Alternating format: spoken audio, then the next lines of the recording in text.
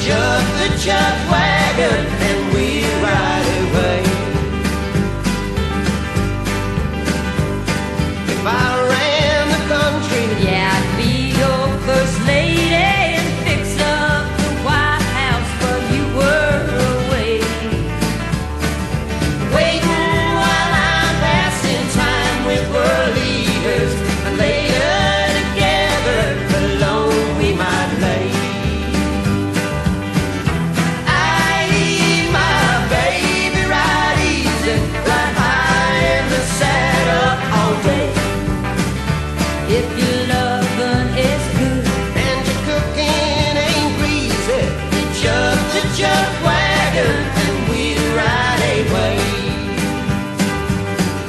I leave my baby right easy, right high in the saddle all day.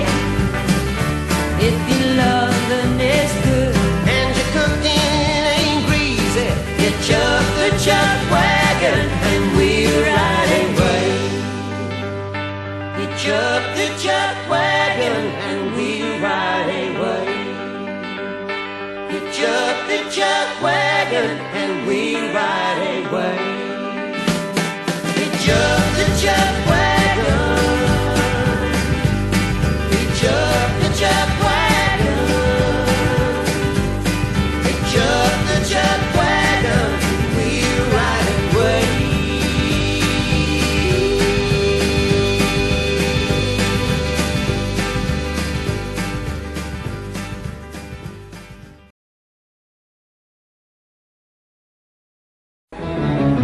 The musical Straight from the Heart opens this week. Country rock star Carlene Carter makes her theatrical debut with the very versatile Paul Jones and another first-time actress, Kiki Dee. With a cast of 6, the show was a big hit on Broadway as Pump Boys and Dinettes. It's set on Route 57 down in the deep south, but the music isn't what you'd expect. It's pop music. The storyline is a little tenuous. It's more of a situation, which is that I and my partner LM, which is Brian Protheroe over there, run a gas station on Highway 57. And right next door to this gas station is a diner, which is called the Double Cup, which is run by the 2 sisters, Prudy and Retta. My name's Prudy Cup. My name's Retta Cup. And we're sisters. We're from the same mother. We came out of the same belly. No.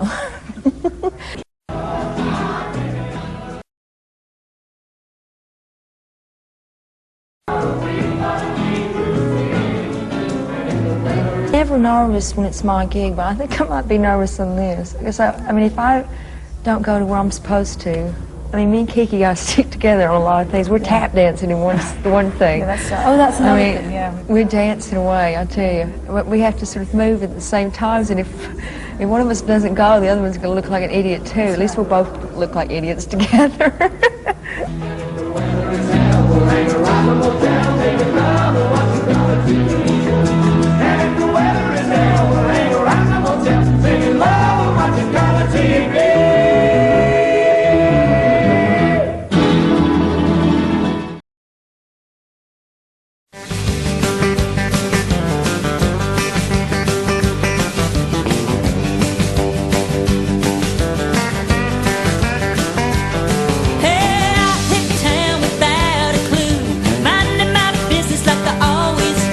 just my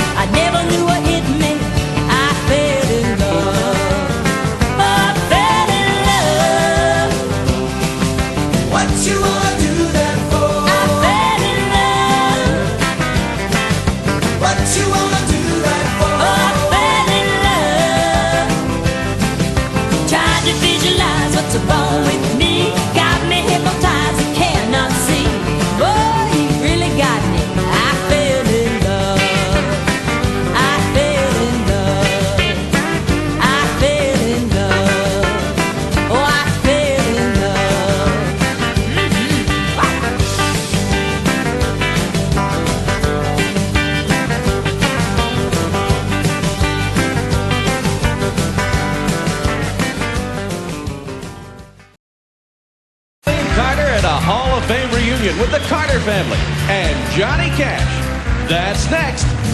When I was inducted into the Country Music Hall of Fame, the first thing I said was, "This is the big one, Mama."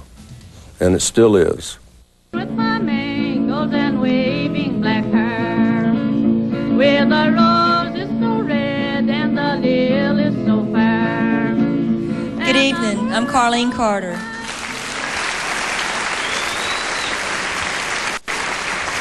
And I'm so proud to say that I'm a third-generation Carter family member.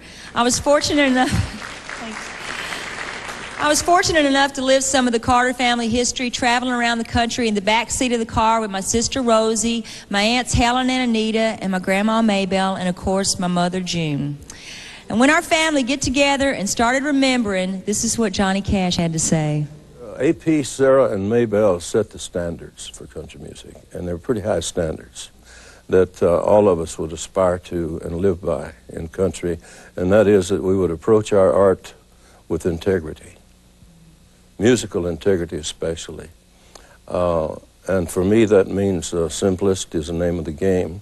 I still think about Maybelle and her recordings, or the Carter family recordings in the early years, how all they needed was that guitar or two guitars, and I've rediscovered there's nothing wrong with that. What was the first song that you ever heard the Carter family perform, and what was the first song that you ever learned by them? The first Carter family song I ever heard on the radio and learned was Picture on the Wall. There's an old and faded picture on the wall. It's been hanging there for many years. It's a picture of my mother, and I know there is no other that can take the place of Mother on the wall. On the wall, on the wall. How I love that dear old picture on the wall. Time is swiftly passing by, and I bow my head and cry, for I know I'll meet my mother after all. I like the hope in that song, you know, it's just nice. Mama songs are always good in country music. The first time you saw my mom at the Grand Ole Opry, do you remember that night and the feelings that you had? Well, that was, I think they were guests on the Grand Ole Opry in 1950. And I came from Arkansas in a bus with my senior class on a senior class trip to Nashville and the Grand Ole Opry and the Smoky Mountains. And we saw the Grand Ole Opry that night. And I saw June Carter on stage. And I was sitting way up there in the balcony watching her. And it'd been my dream just to see her, you know. I'd heard her on I was a Carter family fan, but I was a June Carter fan too. And I stood up there thinking, someday I'm going to meet her. Someday I'm going to get her autograph. I never did find out if he got Mom's autograph, but he got a whole lot more, I tell you. Now, when the women in the family got going, it was nonstop laughing and talking and Carter family yodeling.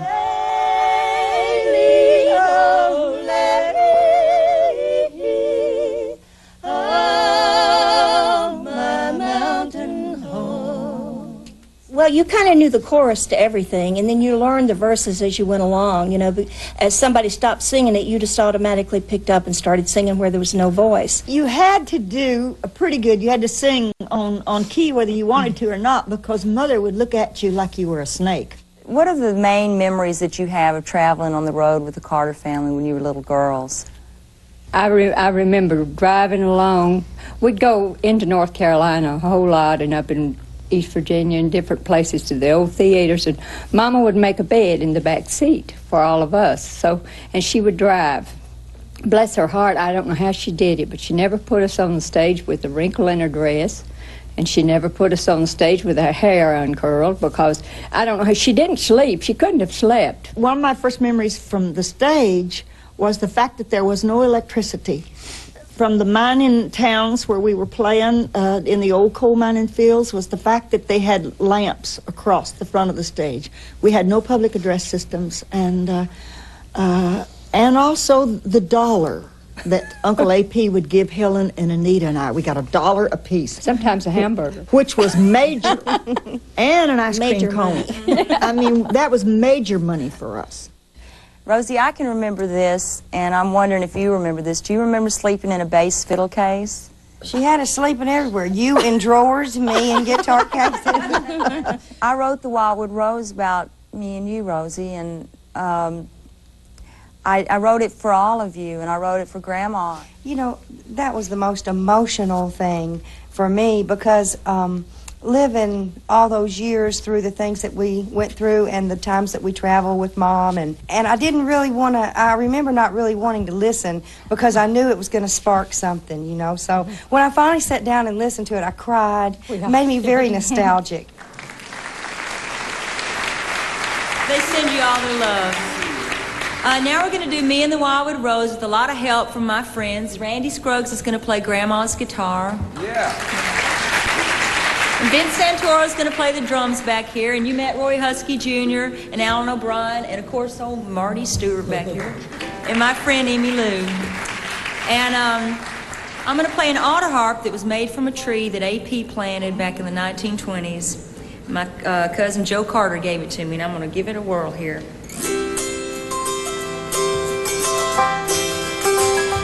In my grandma's house of children would sing, guitars that wailed and laughter would ring.